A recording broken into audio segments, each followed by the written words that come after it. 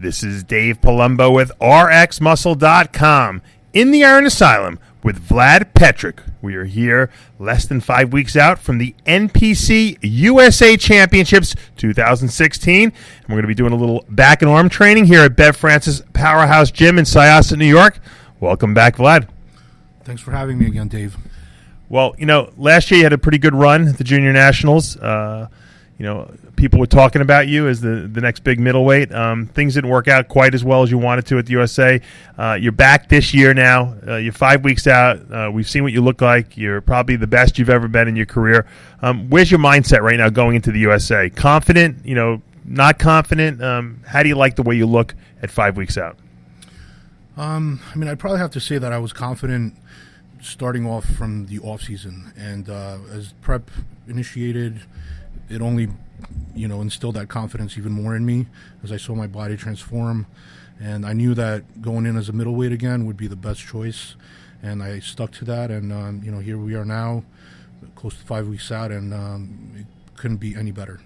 I got to ask you this question because I've been asking a couple of bodybuilders, especially the guys in the lighter weight classes. With the advent of the new classic physique division, is that something that might appeal to you? Maybe on a pro level, because I know the weights are a little higher on a pro level, and amateur it's maybe a little harder for you to make weight. Or are you bodybuilder, through and through? I've always been bodybuilder through and through. I think you also have to look at your structure and see if that's something that you may be able to fall into. I know they have a particular look that they look at, but in my particular case, it wouldn't even cross my mind. What do you think has been the biggest obstacle, or the biggest I guess you could say, challenge you've had getting to the stage and being the best that you can be on stage, I guess?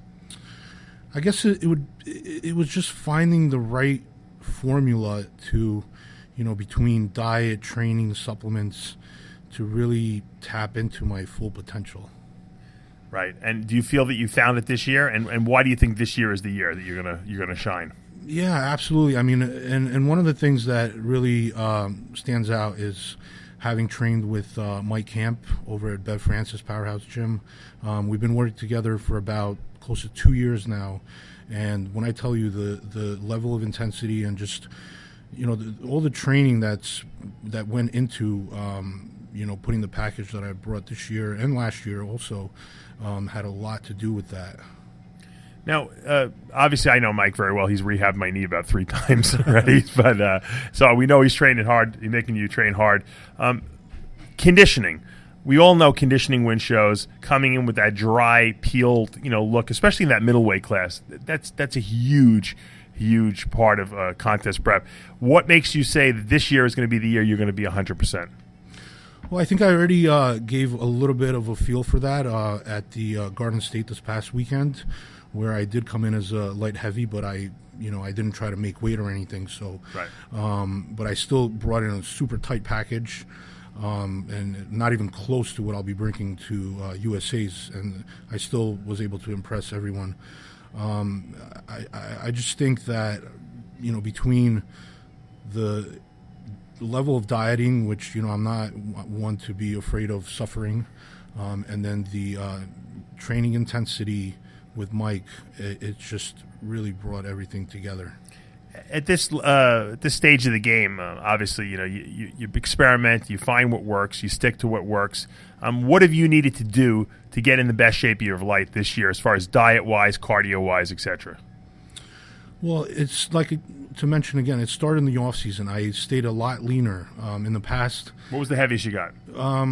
This year I got up to close to 230. I was about 229. That's still pretty big considering you got to make 176. Yeah, I guess. But conditioning wise, I kept it tight, and even though the weight was high, my body composition didn't necessarily reflect that weight in a negative way.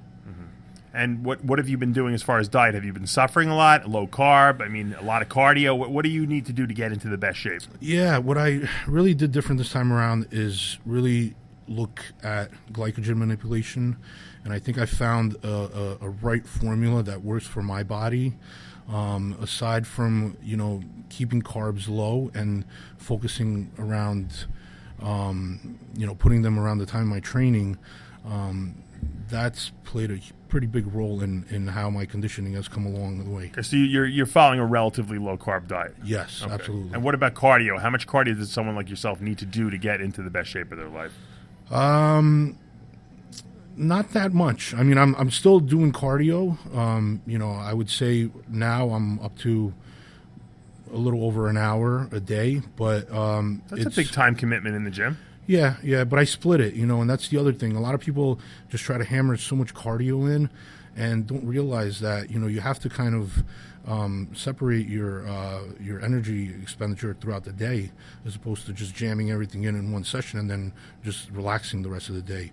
So I've been doing that, and that's kind of also played a role in, the whole, conditioning aspect of what I'm bringing. Plus, you kind of live the bodybuilding lifestyle. I mean, you get enough sleep. You make sure you eat right. You don't have a lot of stress in your life. Some guys work crazy long hours. You kind of live the lifestyle that the guys who used to move out to Venice Golds used to live. Of course, and yeah. that helps too. Absolutely.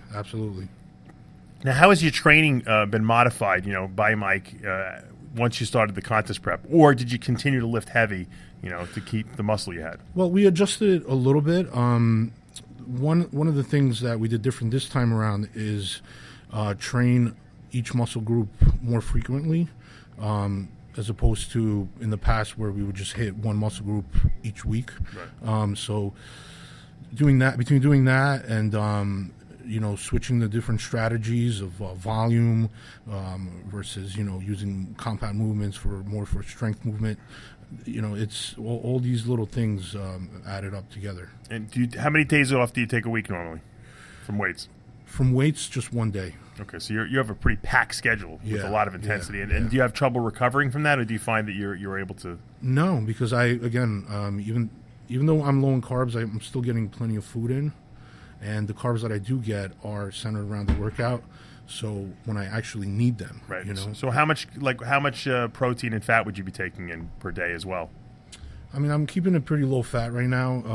And protein wise, I'm doing about 8 ounces per meal for 5 to 6 meals a day. That's a lot of food for a 176-pound guy who's going to be on stage. Yeah. So, will you have trouble making weight? Any special manipulations you'll need to get down to that weight class?